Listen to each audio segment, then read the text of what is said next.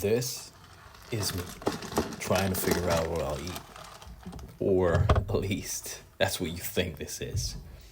But in reality, this is actually me. Konnichiwa, motherfucker. I realize something. I realize that you'll never be at peace if you're driven by the need to be understood. Peace doesn't come from people finally getting you. Peace comes from knowing that God already does. Some seasons feel lonely, not because you're doing something wrong, not because you're isolated, but because God is teaching you how to move without applause. The moment you stop explaining yourself to everyone else, you finally make room to hear God's voice clearly.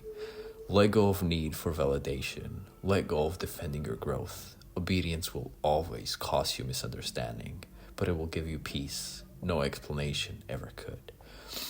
You could have the biggest house in the world, but if you have no one there to share it with, you're still alone inside it with yourself. You can chase success, money, status, people, but at the end of the journey, every night, every quiet moment, you're still just you. And that's why the most important relationship you'll ever have in this entire fucking life is not with your wife, not with your husband, not with your friends, not with your bank account, not with your dog. It's the relationship you have with yourself. Because you're the one you wake up with and go to bed with every single day. You live inside of your own mind, your own thoughts, your own decisions. You carry your choices, your responsibilities, your integrity.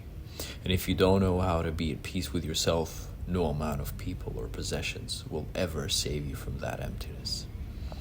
The thing you call those little imperfections, your little imperfections, the quirks, the awkward pauses, the strange habits, the way you think differently, those aren't flaws. Those are the best parts of who you are.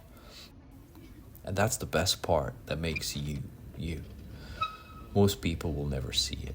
Not because it's wrong, but because it's not meant for everyone. At some point, you get to choose who you let in your weird little world. We decide who earns the access to our inner life, our thoughts, our truth.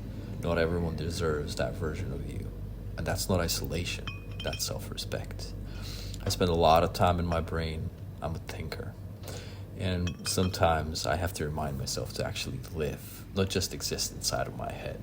Too many of us get stuck there and we call it faith. We say, if it's God's will, it will happen. And yes, I understand faith. I respect God deeply. But faith without responsibility becomes an excuse. Because you still have choices. You still have actions. You're still accountable. I can feel it in my gut. That's only half of the story. The other half is in our hands. If there's a God, wouldn't he give you freedom? The ability to choose, to move, to make the impossible possible. For a long time, I thought 90% of success comes from me, that I engineered it, pushed it, forced it. And maybe that part is true. I showed up. I got dressed. I walked out of the door. I did my part. But the biggest spiritual moments, the thing that truly changed my life, I didn't create those. They just happened. I moved, and the rest was left to the divine.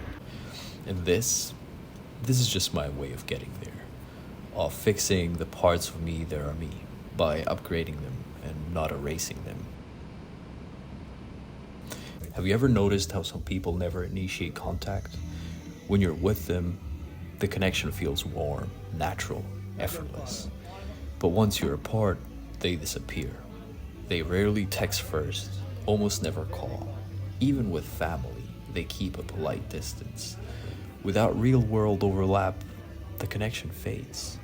In psychology, these people are often described as having an avoidant attachment style. On the surface, they seem very adaptable, socially smooth, able to get along with almost everyone.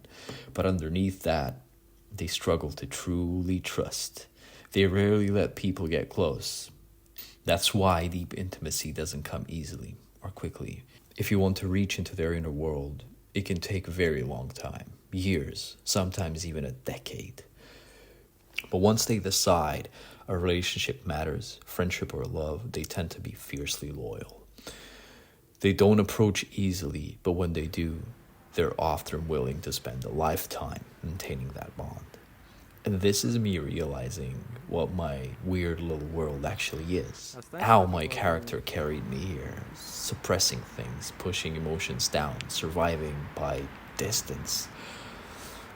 But that way of being doesn't speak to me anymore. So here I am, choosing who I let into my weird little world, doing things for myself first, and choosing consciously to share this part of me with you.